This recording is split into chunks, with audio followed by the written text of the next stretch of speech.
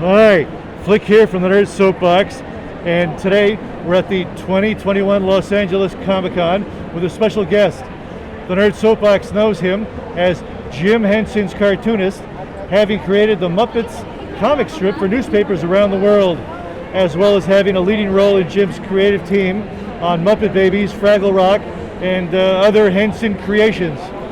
Yep, and he's also the illustrator and author of over 50 original children's books, and and for 23 years he wrote and drew the classic cartoon or the classic comic strip Nancy. Yeah, Sluggo was there too. He was? Sluggo was there. Oh, okay. I like Sluggo. Sleeping for most of the 23 years, but you know, that's Sluggo.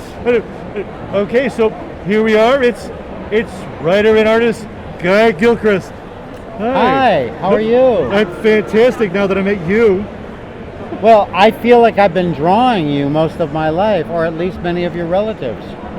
Friends at least. Friends, yeah. Well, yeah, relative. You don't want to say relatives because it's a whole legal thing. Yeah, and they probably owe you money, you know. Yeah, or I owe them. Yeah. Cease and desist.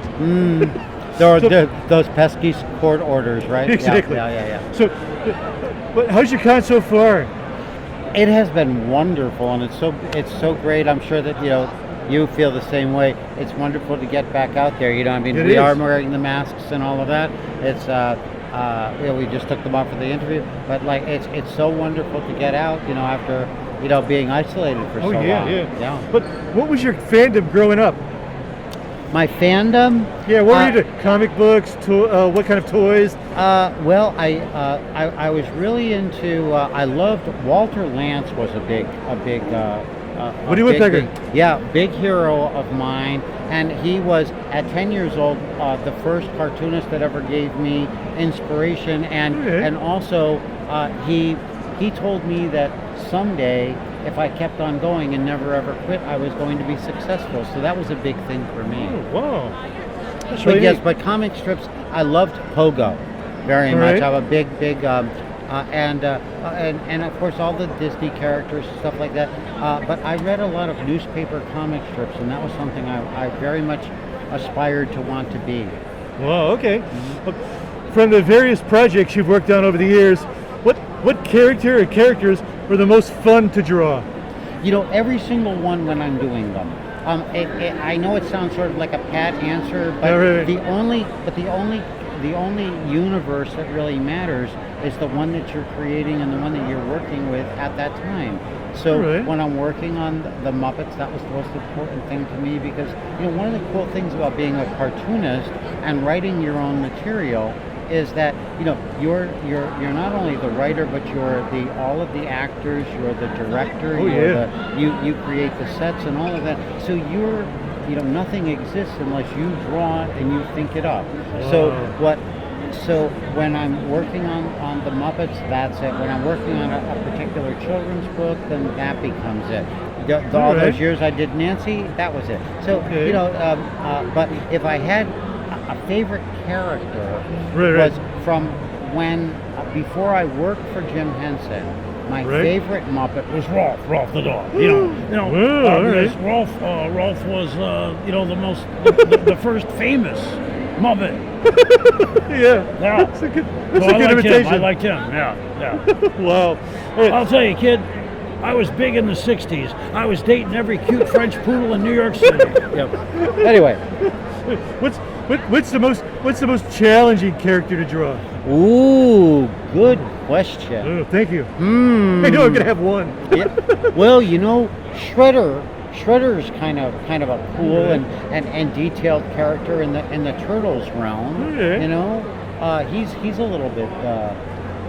He takes a while. Okay. Good answer. All right, what would you attribute the long-running popularity of such classic comic strips like Blondie? It first appeared in 1930. Yeah. And then Nancy that appeared first in 1933. Yeah. That you worked on. You worked on Nancy from 95 to 2018. Yeah. But what would you attribute to the long-running popularity of those? Well, I think it has something to do with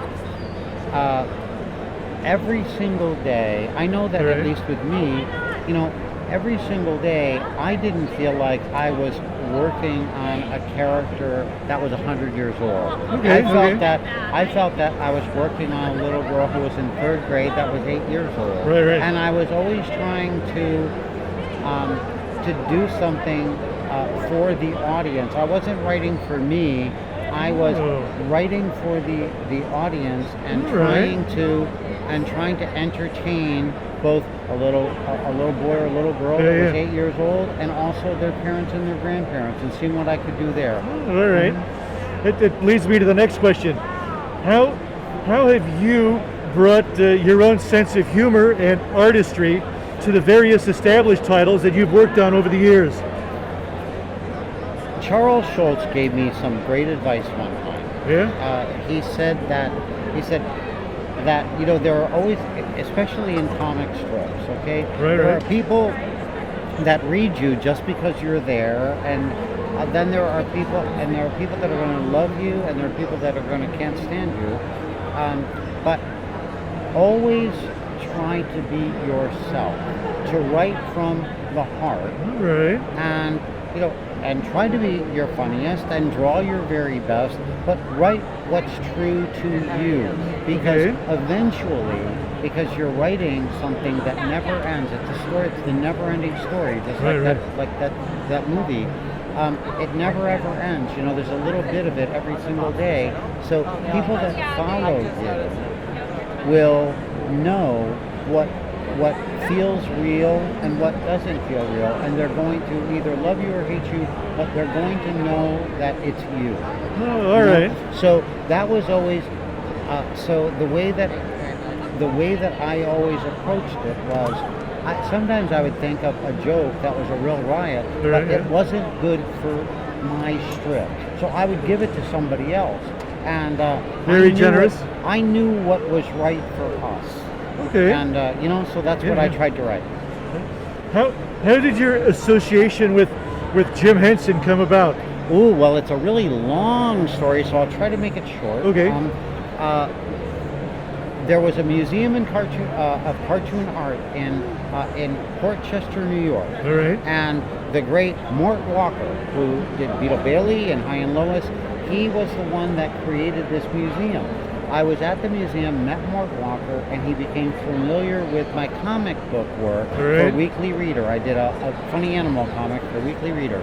And he was out golfing with the head of King Features, Bill Yates, one day, and Bill was lamenting the fact that they had a development deal with Jim Henson and his company to create a comic strip of the Muppets for 2 years.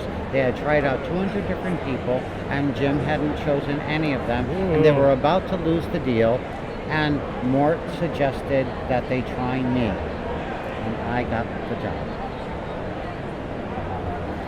Wow, that's fantastic. Yeah, well, Out of all those people. yeah, and you know what though? My audition lasted almost an entire year. I just kept writing until I kind of wore them down, and then they hired me. Wow. What was Jim Henson like to work for? Was he collaborative? Was he open to other people's ideas and thoughts? Jim was the greatest boss in the world because he would hire you, and I told you it took a year for him to hire me. Well, once he hired me, he knew that I was the person that he wanted to do it. So he realized also that I wanted to please him. He already knew what I could do. But, he was the sort of person that could see inside you to the best that you could possibly be. And he saw something within me that I didn't know existed. And I think that myself and anyone else that ever worked for Jim became 1,000 times the creative person that they would have been had they not worked for him. We wanted so much to please him, for him to be happy. I very rarely thought of the 80 million people that were reading my comic. Because that would have paralyzed me creatively, So what I tried to do was just think, I want Jim to be happy. I want to please Jim, and I want Jim to feel happy that he was the one that brought me in. And so I always wanted him to be proud of what I was doing. And so I felt like if I concentrated on that, everything else would sort of fall into place. Oh. I want you to imagine, and for Right. anybody that's listening out there, Yeah. okay, you always imagine like what Jim would be like, and that it would be the greatest thing in the world, and you imagine in your head this Right. greatest version of him, okay? Okay. That version in your head, he's 100 times that good. Whoa. Okay. Wow. Could you share with us a favorite story of working with Jim? Sure. So there was a time, and I don't know, it was maybe 84, 85, somewhere around there. All right. And we were all up in New York, and it was the Macy's parade. Yeah. And anyway, the Kermit balloon, the big Kermit balloon, Right. they were getting that ready and stuff, and it just so happened that I was sitting in the same car in the limo with Jim. Okay. And we rarely had a chance to talk about just like when I wasn't working and stuff, but here was one of those chances. Right. And Jim said to me, "You work so hard and you do so many things. I want you to be sure every once in a while to just stop. Use all of your senses and just feel and be in that moment, because Whoa. we're so busy Yeah. making everybody else happy, it can go by in a blur. And I Wow. want you to remember what this feels like, because it'll never happen again exactly the same way." And that was so meaningful for me, and it still is. Yeah. I can understand that 100%. Wow. Okay. What's Kermit the Frog really like? Oh, I don't know. What do you think he's really like? I don't know. Oh, I know. Well, he's Well, you know, he's a tad shy. We took a poll. Huh? oh man, that's, Oh, let's just hop around on this subject. Okay, all right. you're as bad as I am. Wow. Well, you know, I learned from Jerry Jewell. I learned from the best. Oh boy. You know, we not only have corny jokes, but we just grind them into the dirt. We use them so much. Yeah. Wow. All right. Older than grandma's recipes. Yes. Oh, you're a popular children's book author and illustrator with over 50 books published. Tell me your books, okay? You mean you want me to list all of them? No, I can't do that. You're being silly. Okay. No. As far as the characters and stories go, are they similar in characters, themes, and locations, or are they independent of each other, like the books? Oh, I see what you mean. Yeah. Well, there have been several different series. Oh. There's a Mud Pie. Mud Pie is All a right. series of books. I think there's around 9 of those. All right. Then there were a group called the Tiny Dinos that were very popular, and there were 20 of those. All right. But So then, within the groups and the characters carry over there. yes, All right. in those series, of course, yes, those were about certain characters. Then there are fantasy books like Just Imagine, and then Nightlights and Pillow Fights. Those books are books of fairy tales that I wrote, poems that I wrote, and they're all independent of each other. Ah. And there are many like that as well, with right. characters that I created just for one specific book. We have a brand new book out that just came out about a week ago. Really? Called now I didn't write this one, but I Right. did the artwork that the story is based All on, right. and it's called Magical Creatures Make Bad Pets, and it's pretty funny. Magical creatures make bad pets. Yeah, it's about this sort of spoiled, rotten little 8-year-old prince. It's his birthday, and since he's a prince, he asks his father, the king, for all kinds of crazy magical creatures for All right. pets instead of just getting a dog. Wow. With hilarious and chaotic results. So there you go. And it's on Amazon and all that other stuff. That's awesome. Yeah. Okay, so where can your fans find you on social media?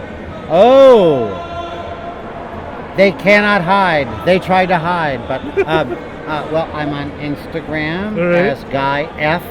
Gilchrist. F like frog, I guess. All right, yeah. And I'll hop right on there. Oh, thank you. and then there's Guy Gilchrist on Twitter right. at A Guy Gilchrist Production on the web and on Facebook. A Guy Gilchrist. Production, yes. Okay, all right. A Guy Gilchrist. Yeah. Because it's just one of us. Right. One of A the Guy guy. Gilchrists. Yeah. Not a couple of guys. Exactly. Not Yeah. these guys. Not those guys. A but this guy. guy. Yeah. A guy. Yeah. Well, you're silly. So are I you. like it. So are you. Thank you. Well, gee, Guy, thanks for talking to us. Great to talk to you too. Oh, okay. Well, let's Wrap it up. Can I have my hand back? Sure. Thank you. Oh, by the way, you have a rod in your hand. What? What? That you don't point things out like that. That's really not how these puppets work. Well, it is how puppets work, but it's not how puppets work. I'm so sorry. That's okay. You're not gonna. I felt that. I felt that. I thought you were gonna. I felt that. I thought there was a moment. There was like a. It was. There was a moment. Oh, thank you. Wow. Okay, this has been Flick from the Nerd Soapbox, and just where you say your name. Guy Gilchrist. And Guy Gilchrist, and let's see who else we can talk to at the Los Angeles Comic Con. Goodbye. Bye bye. That was fantastic. Nice talking to you. Nice talking to you. Yeah, he doesn't exist. Don't I know it?